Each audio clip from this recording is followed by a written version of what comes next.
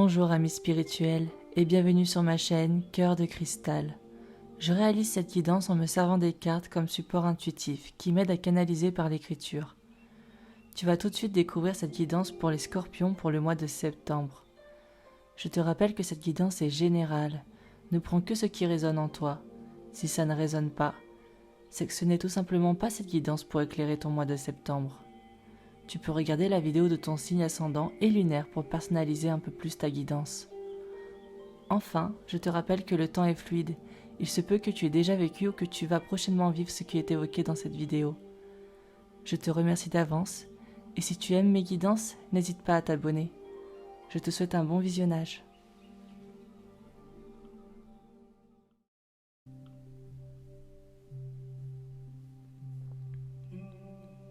La carte tristesse de l'oracle des cristaux est sortie. Le premier message canalisé pour les scorpions pour le mois de septembre est le suivant. Certains scorpions traversent une étape dans leur cheminement, leur parcours de vie, que ce soit une étape spirituelle ou non. Celui-ci peut prendre bien des formes suivant la situation dans laquelle tu te trouves.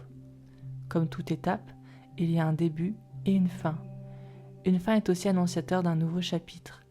Il n'y a pas vraiment de fin, seulement ici sur Terre pour nous humains, comme expérience pour évoluer. Que ce soit une épreuve personnelle, un changement qui peut te sembler brutal, une manière de faire autrement, de voir la vie autrement, tous ces changements peuvent nous faire ressentir de la tristesse.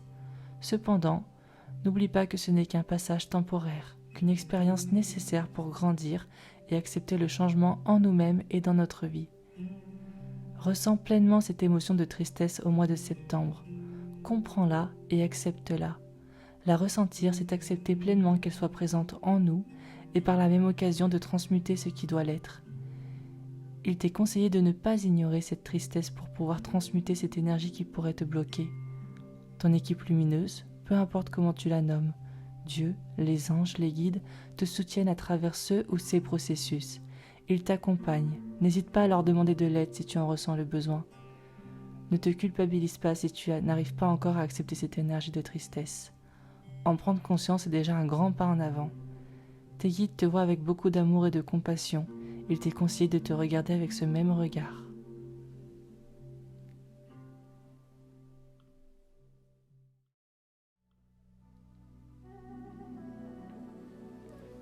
Pour ce deuxième tirage général, j'ai tiré 3 cartes de l'oracle des esprits de la nature.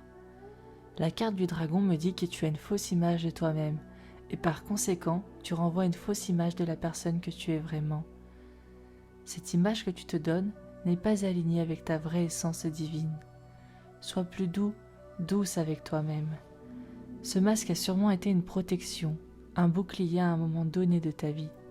Cependant, celui-ci a pris trop de place et tu t'es inconsciemment identifié à ce bouclier, aux expériences vécues avec le prisme de ce bouclier.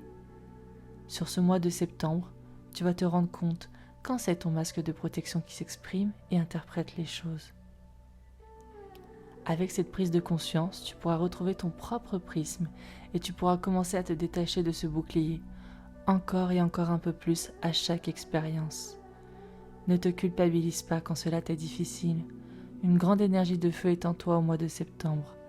Canalise cette énergie avec bienveillance envers toi-même.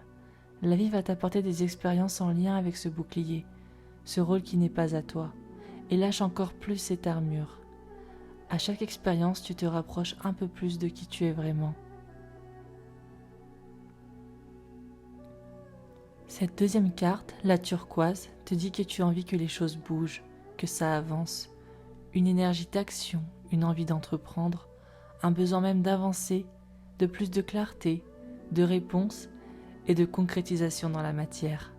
Ça bouillonne, c'est une forte énergie créatrice, et ceci peut être exprimé sous différentes formes.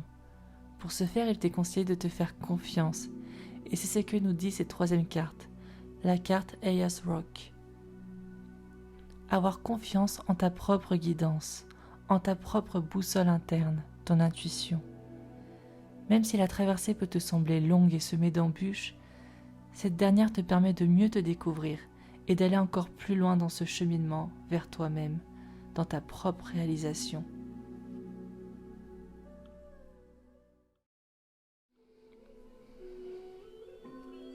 Passons dès à présent au domaine relationnel et sentimental des Scorpions pour le mois de septembre. J'ai tiré les cartes de l'oracle Whispers of Love. La première carte est celle-ci. Passez du temps de qualité ensemble. Ce n'est pas parce que vous semblez différents au premier regard que vous l'êtes réellement. Chaque parcours, chaque chemin de vie est différent, que ce soit nos expériences passées, nos blessures et nos karmas à travailler, nos peurs et nos croyances limitantes, nous sommes bel et bien tous uniques. Cependant, nous sommes tous reliés et nous apprenons de chacun. Ne te sens pas moins bien qu'une autre personne. Que celle-ci soit proche de toi ou non, ne te sens pas inférieur, car il n'y a pas de tout ça en réalité. C'est une manière que tu as d'appréhender la situation, la personne, à travers ton propre prisme, comme indiqué avant.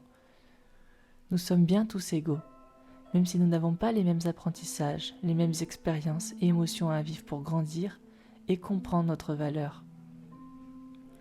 Cette expérience, ce ressenti t'appelle à regarder en toi-même, à prendre conscience de ton potentiel et de t'affirmer. En regardant cette croyance erronée de toi-même, tu vas prendre conscience avec beaucoup d'amour qu'elle n'est pas juste pour toi et tu vas naturellement transmuter petit à petit celle-ci. Cette carte t'invite à faire ce travail pour que tu puisses passer réellement du temps de qualité avec cette personne sans derrière te sentir mal. Cette deuxième carte qui s'intitule « Des simples gestes de gentillesse » aimerait te dire que l'amour, peu importe la situation, ne se démontre pas forcément par des cadeaux ou une forme de devoir offrir pour le garder. L'amour se ressent et se vit. Il n'a pas besoin de preuves matérielles. Il y a des manières bien plus alignées avec toi-même pour exprimer ton amour. Par exemple, par ta simple présence, ton écoute, ton aide. Le geste le plus anodin peut être rempli d'amour. Cette guidance ne te dit pas qu'offrir n'est pas un acte d'amour. Le fait d'offrir en est un. Mais comme tout dans la vie, il faut offrir quand c'est une énergie d'amour qui nous y pousse, pas une croyance qui nous le dit. Pour ce mois de septembre, regarde de quelle manière tu exprimes ton amour. Cette manière est-elle juste et alignée avec toi-même ?